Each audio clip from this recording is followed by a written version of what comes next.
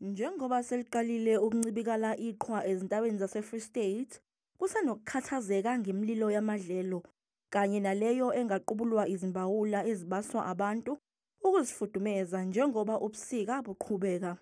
Our focus now will be on the field fires and the structural fires. Structural fires, I mean the house fires, because our communities, when it is cold and the challenge of electricity, they will be resorting to use any other means to keep them warm. Kusenjalo, abantu base-Kokstad bathi ukukhithika kubakhahlameze kakhulu, kanti banovalo lokuthi lingaphinde likhithike njengoba ubusika busaqala. Sisaba kakhulu ke ngoba because ziyenzeka izinto nezindlu pha ziyawa amaphahla amarufu ayemka ayaphaphatheka sisaphila ngokoyika nezindlu zethu ziyangena amanzi kuyanetha kunethe ezindaweni bungayilindelanga inganginetha kuyimvula. Isivuliwe imigwaqo eminingi ebivaliwe eKokstad.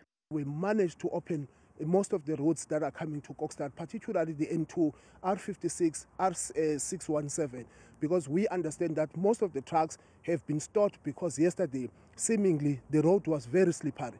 And our responsibility as government, working with the law enforcement as well as the disaster teams, was to ensure that we put precautionary measures to our motorists and prevent them to go to their destinations, because we're avoiding to have road fatalities as well as incidents.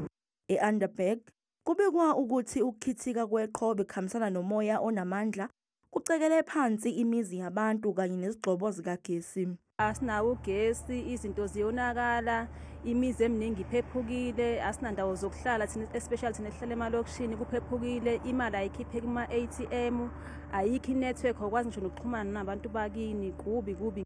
Umnyango wezokubusa ngokubambisana nezindaba zomdabu KwaZulu-Natal usuqinisekise ukuthi umoya onamandla obuhlasele izolo ucekele phansi izikole ezingaphezulu kwama-60.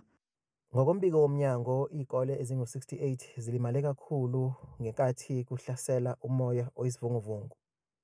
Inani elikhulu lalezi zikole ezingu-38 zingaphansi kwesifunda somasipala uGu. Izangoma zezulu sezikhiphe izexwayiso ezisesigabeni sesibili nesesine ngomoya onamandla nemvula ezindaweni yesisogwini olusenyakatho nolusempumalanga.